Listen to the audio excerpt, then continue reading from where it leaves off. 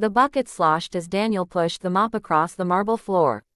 His back ached, his hands were raw, and the smell of bleach clung to his clothes no matter how many times he washed them. It was 5:30 in the morning, the time when most people were still asleep, dreaming of better lives. Daniel wasn't sleeping. He was working, not because he loved this job. He didn't, but because it kept the lights on, kept his 8-year-old daughter Emily fed, and kept the promise he'd made to his late wife, "I'll take care of her, no matter what." Daniel had been a janitor at the prestigious Yokomura International Headquarters for almost 3 years. It was a skyscraper filled with men in tailored suits and women in designer heels, people who barely noticed him except when they needed to complain about a streak on a window or a spill in the cafeteria. But Daniel never complained. Quiet work suited him. It kept him invisible, and invisible meant no one would ask questions about the life he'd left behind. That morning, the air in the lobby felt tense. Employees were whispering, rushing to tidy papers, straightening ties. Daniel overheard snippets. "He's here, the CEO, from Tokyo." Everyone knew about the mysterious Mr. Satoshi Yokomura, the founder and CEO. He rarely visited the American branch. Fewer still had ever heard him speak. Rumor had it he didn't speak much English, preferring to communicate through interpreters. Daniel had never seen him in person, until that day. The elevator doors opened with a soft chime. Out stepped an elderly man in a perfectly tailored charcoal suit, his hair silver, his posture straight as a blade. His eyes, sharp and assessing, swept across the lobby. Behind him trailed assistants and executives, all bowing slightly, speaking in hurried, polite tones. Daniel kept mopping, though curiosity tugged at him. The CEO moved through the lobby without a word, glancing briefly at each employee who bowed or greeted him in English. His face remained unreadable. Then, for some reason Daniel couldn't explain, those sharp eyes landed on him, the janitor in faded coveralls, mop in hand.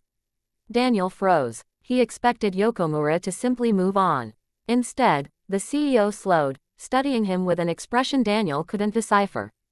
The lobby went silent. Executives shifted uncomfortably, unsure what was happening. And then, in a voice deep but quiet, the CEO said in Japanese, "Do you take pride in your work?" The employees looked around, confused, they didn't understand the words. But Daniel did, because before he was a janitor, before his wife's illness had drained their savings, before life had forced him into the shadows, Daniel had lived in Japan for 8 years. He'd been an English teacher there, fluent in the language, immersed in the culture. He had built a life he loved, until tragedy pulled him back home.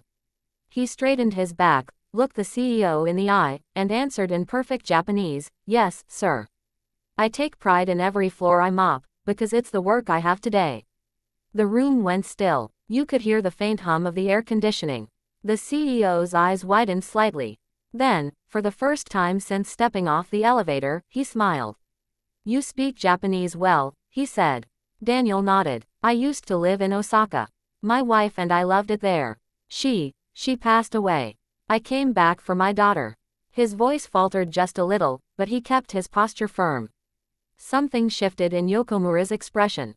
He dismissed the cluster of assistants with a small gesture, then began speaking with Daniel in Japanese, asking where he had worked, how long he had been back, and about his daughter. The executives stood awkwardly to the side, their eyes darting between the two men like they were watching something they weren't supposed to see. After several minutes, the CEO nodded. "A man who works with pride, no matter the job, is a man worth keeping," he said. "Come see me in my office after your shift." Daniel didn't know what to think. For the rest of the morning, employees whispered like schoolchildren after a scandal. "Did you hear that?" The janitor was talking to the CEO. In Japanese. By noon, Daniel found himself in the top floor executive suite, standing on carpet so plush it felt like walking on clouds. Yokomura sat behind a massive desk of polished walnut, the skyline stretching out behind him.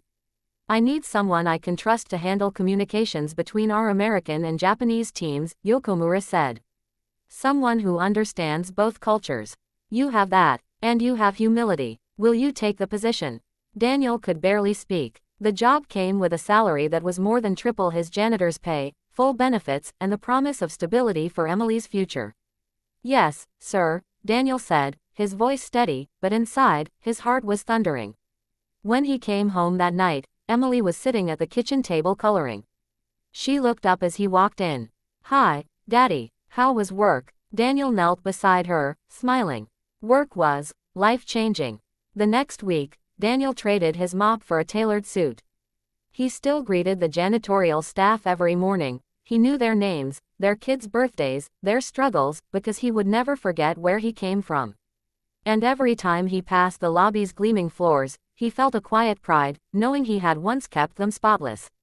Daniel's story spread through the company like wildfire. It wasn't just about a janitor who spoke Japanese. It was about the idea that no matter where you are in life, your worth is not defined by your title, but by the pride you take in what you do. And for Daniel, it was proof that sometimes, the smallest moments, a question in a foreign language, an answer spoken from the heart, can open doors you never imagined. If you want, I can also expand this into a YouTube-ready narration script with natural pauses, emotional beats, and pacing cues so it perfectly fills the 55 minutes. That way it keeps viewers hooked from start to finish.